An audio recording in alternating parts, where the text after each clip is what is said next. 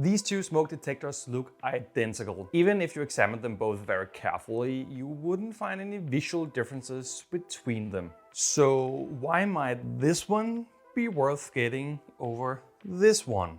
Well, this is Sensereos' new MS1 Interlink smart smoke detector, and it has one trick up its sleeve that sets it apart from its two predecessors.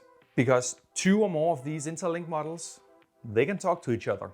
So in this video, I'll take a look at how easy they are to connect to Home Assistant, what features we get, how to connect between individual smoke detectors, and whether this new model is worth getting over Sensereos' other options.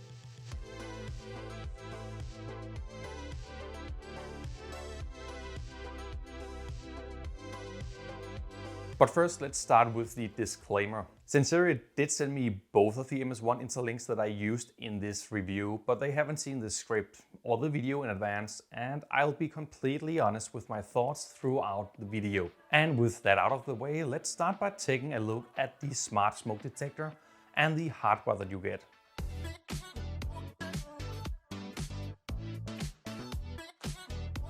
The unboxing leaves you with no surprises, really. You'll be supplied with, well, the MS1 Interlink itself, but also some screws and wall plugs, a mounting bracket, as well as a pretty lengthy and thorough manual.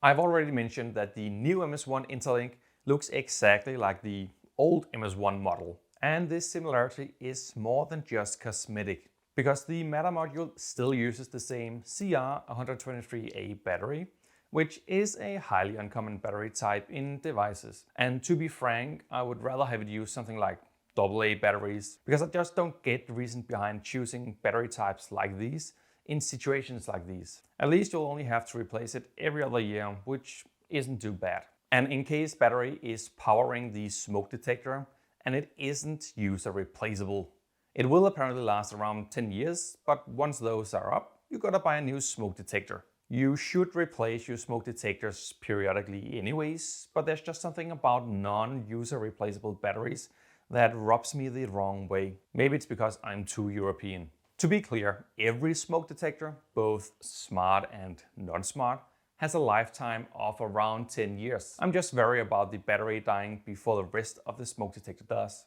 in which case you can't simply swap out the internal battery. The included mounting plate also acts as a power switch, so it's required when installing the smoke detector. And twisting the smoke detector onto or off the mounting bracket is also very easy. It's recommended to install the smoke detector in the ceiling and not on the wall, so the detector can more easily detect the smoke particles in the air. And as with most other smoke detectors, don't install it in humid areas or above the stove or other appliances that creates excessive smoke or steam, since the smoke detector doesn't measure a rise in humidity and temperature, and therefore cannot distinguish between a hot fire developing or smoke and steam from a shower or smoke from cooking.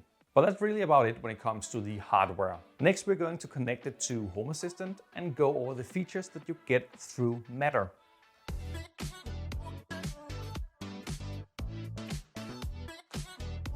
One of the main appeals of the smoke detector is the inclusion of Matter over Thread, which means that you will need a Thread border router on your network, and a bit more on that in a moment when we actually test the smoke detector. In my experience, Sensereos smoke detectors connect very easily and with almost no problems. I say almost because when I first set up the smoke detector off camera, it refused to connect the first 3 times before finally connecting on my 4th try.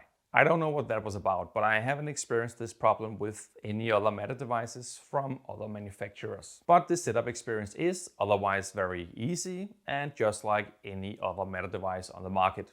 To connect it, you first have to pull the battery plastic tab to enable the Matter module. But don't turn on the smoke detector itself just yet. I don't know why, but the instructions says that we have to wait until the device is paired.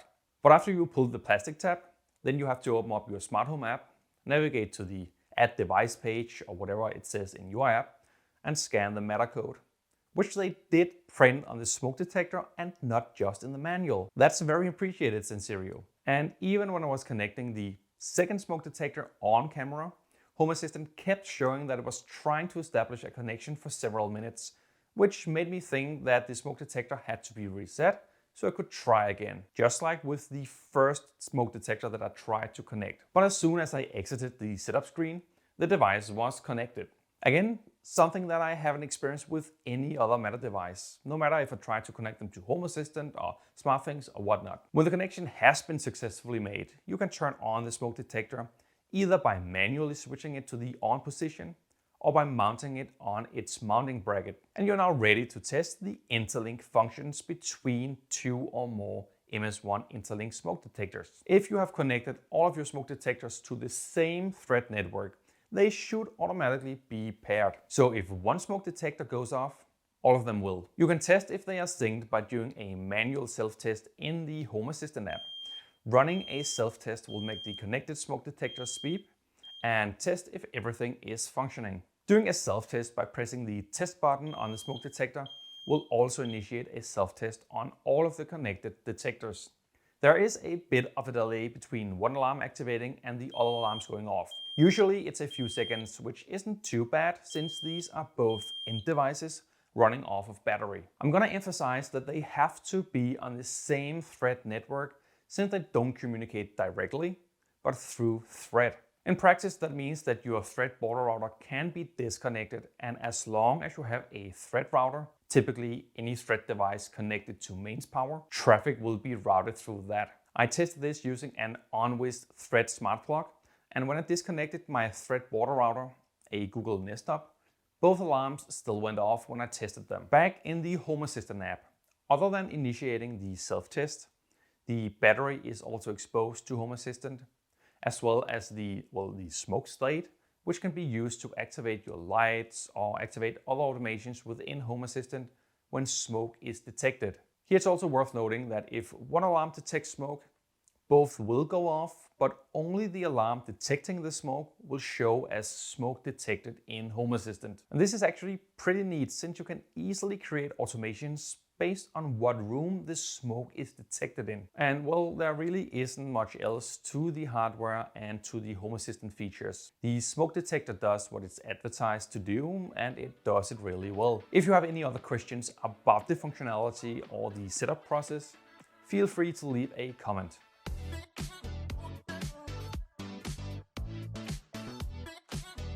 So, what are my final thoughts on the new MS1 Interlinks? Well, you really can be too safe when it comes to protecting your home, and a smoke detector is the bare minimum of what you should have at home to protect against accidents such as fires. So having a smoke detector that not only notifies me through my smart home system, but also activates all the other smoke detectors I have installed is a really great feature that I won't underestimate. Other than the obscure battery choice for the Meta module, I'm having a really hard time thinking of reasons why not to get more of these for my home. They're very easy to install, they give me an ease of mind, and they have been rock solid in my Home Assistant setup without any drop-offs ever since I installed them a month or so ago. And given the early bird price of around $51 converted by Google from Danish kroner, that gives it an identical price of its predecessor, making it a no-brainer if you're considering getting a smoke detector from Sensereos. I've left a link in the description in case you're considering getting one of these smoke detectors.